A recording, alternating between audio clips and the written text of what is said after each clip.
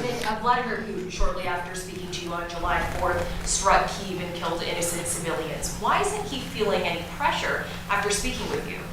Well, I think he does feel pressure. He wants to end it, and Ukraine wants to end it, and we're in talks, and we'll see if we can get it ended. It's a terrible thing.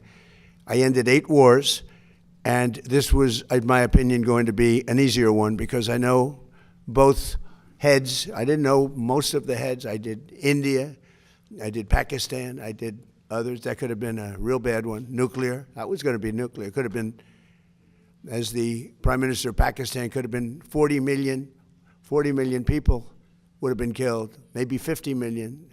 They had shot down 11 planes. It was raging for 4 days, and I got it stopped. And I did that, but this is one that I think we're getting much closer than people realize, and President Putin wants it to end. I will tell you that very strongly. A good call. And President Zelensky actually wants it to end now.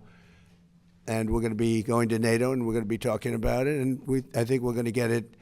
I think we're going to get it ended. It's been a terrible situation. Think of this: 25,000 people 2 months ago. 25,000 people were killed. 1 month, soldiers. Last month set the record. 36,000 people were killed in 1 month. Young soldiers, they go off to war and they're dead before the first weekends. It's drone technology. Michael, who would have thought that drones would have become such a factor? And they're killing machines. It's amazing. It's amazing. You hide behind a tree and it goes and gets you. And I've seen scenes that I don't want to see. I don't want you to see on that battlefield. You know, you hear about the Civil War, you hear about all of these different terrible wars, but this is really horrible. So I had a very good call, and I think we're getting close to getting it done. Mr. President, on the economy, there's been a refocus, it seems, in June to talk about your economic policies. When do you think that message will change the perception of Americans related to the economy? Well, I think people know.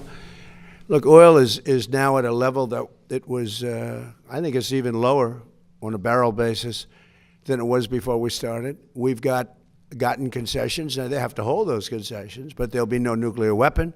We're going to be getting the, as I call it, dust, the enriched material, nuclear dust, I call it. Seems to have taken off, but it's enriched material. We're getting it. We're getting it. I went in for one reason, very strongly, that Iran cannot have a nuclear weapon. I'm not looking for regime change, although this is regime change. The first regime is gone. The second regime is gone. And I think the third regime is more reasonable, but we'll find out.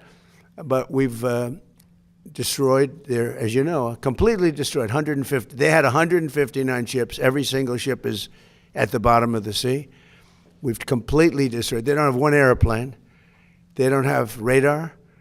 You know, one of the reasons we kept the oil down, because a lot of people said, Kevin, and a lot of people were saying that oil could go to $300, $350 a barrel, but one of the reasons that prediction wasn't right is we were taking out on average of 10, but sometimes less, sometimes more. 3 weeks ago, we had a night, 22 ships came out of the Strait, and the famous Strait of Hormuz, nobody ever heard of, but that is some big money machine, I'll tell you what. When you look at the numbers, Michael, that makes everything look small. No, wait.